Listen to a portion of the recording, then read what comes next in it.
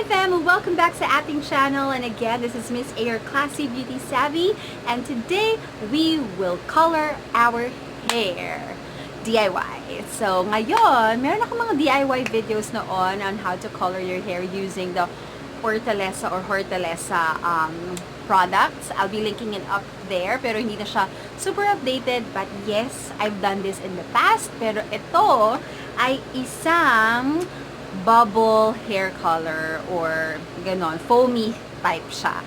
So, ito ay ang Beautylabo hair color in honey lemon. So, ayan siya. It looks so cute. Malaki siya. And I got this for 399 pesos. Pero parang naka-sale siya noon. And I only got this for only 349 pesos. So, that's yesterday. I bought this sa Watson's. So, ayan. Ito siya. So, ano ba ang magiging itsura ng ating buhok?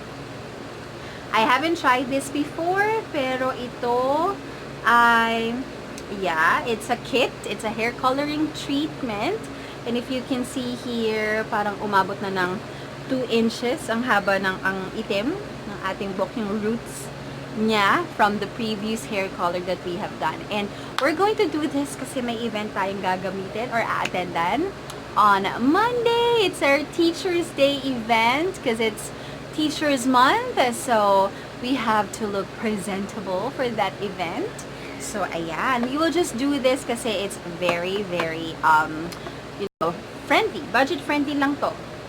Ay, nabilis lang. So, according dito sa back, if you can see that, let me just zoom you in closely.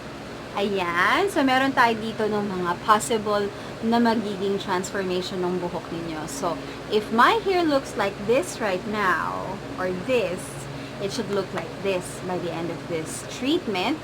And, sabi dito, the result will vary depending on the hair color, like the hair color before. And if you can check kung alin tayo dito, mukhang nandito tayo sa gitna. Pero itong roots ko ay mukhang nandito. So, uunahin natin yung roots. Apply yan ng product before itong other parts ng buhok natin. Ayan, nakate na. Ayan. And, ano bang meron dito? Let's check it. So, ang sabi dito, mix the colorant and developer. And then, after that, apply it with your hands. Ang gustong-gusto ko dito, guys, or fam, is you don't need tools to color your hair. So, you only need your hands. Tapos, imamassage-massage lang natin siya dito. And I'm so excited. Let's see what we have inside. So, let's unbox this wonderful ang malaki. Ayan. So, upon opening, you'll see the entire kit ay nandito sa parang tumbler. Ang cute ng tumbler. Bongga. Ayan na siya. Nasa tumbler siya. And inside the tumbler, we have the instructional thingy. Itong leaflet. Yan. Kung saan makikita natin yung instructions. Meron tayo nitong solution number 2. There. Meron din tayo nitong solution number 1.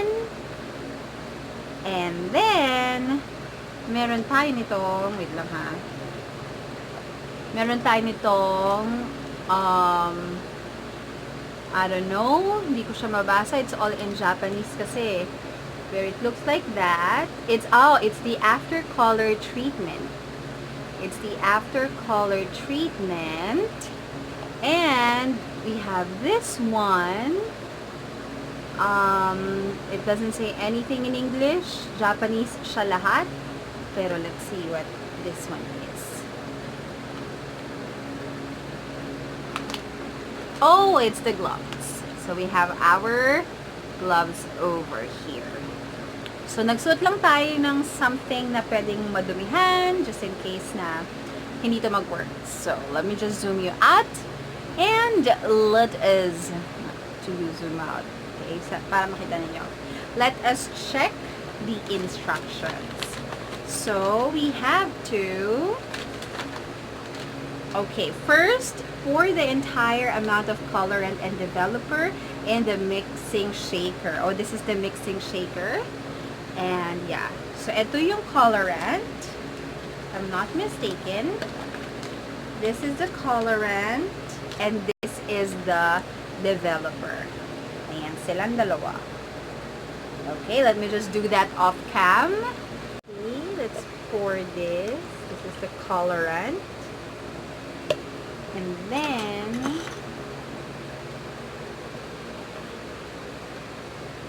gonna get the whip color hair developer. And we're gonna put it here as well.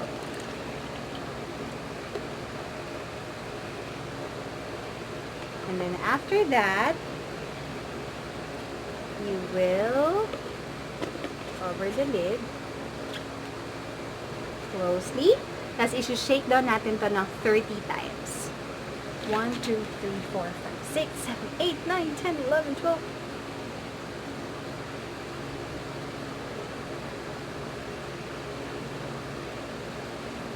Yes. That's actually more than 30 times. And then, it looks like that. We will now open it. Alright? Whoa, look at that. It's now foamy, it smells terrible. And then, we have to apply sa ating buhok. Okay? Unahin natin tong pinaka-simula. Right? Gonna grab some foam. We're gonna apply that here. Ganyan. Masaya! So, we're gonna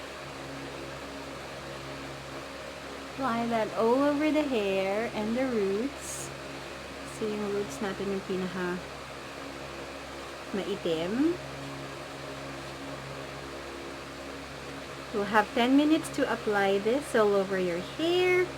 Ang galing no, nag-foam siya agad. And then, yan. Unahin natin tong roots, ha?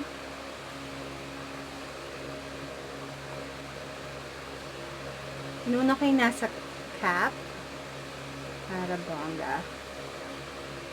Sa likod ng tenga. Ooh. So, have to... Ayan. I have already used the products. Ngayon, I'm just rubbing, massaging. Kasi kailangan daw i-massage siya sa buong ulo. And in fairness, yung isang container, enough siya para makoberan tong buong itong haba ng hair ko. So, good luck. Tingnan natin kung anong magiging itsura nito after 30 minutes.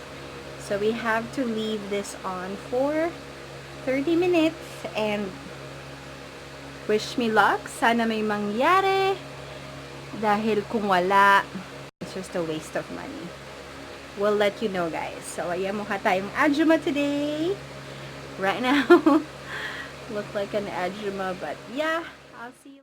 Hey fam, I'm back and ito na ang ating finished hair color thingamajiggy.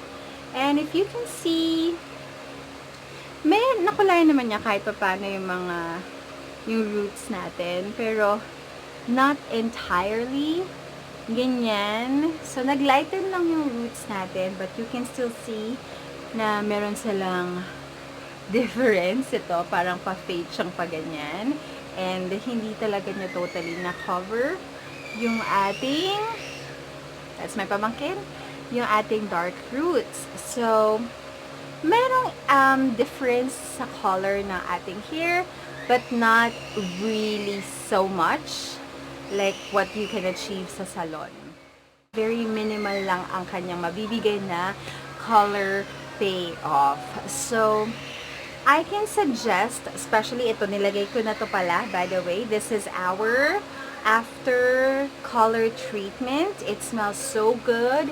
To color your hair using the Beautylabo one, and you have this kind of, you know, color na sa buhok ninyo at medyo na-obvious na yung roots.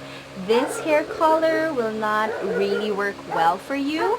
Itong Beautylabo na to. Pero you can see, diba? Oh, medyo nag-lighten siya. Right? That's good. Pero, if you have parang pantay-pantay na color na hair, let's say for example, black hair lang siya, pantay-pantay, this will work. Kasi tinan mo, maganda actually yung product. Promising siya.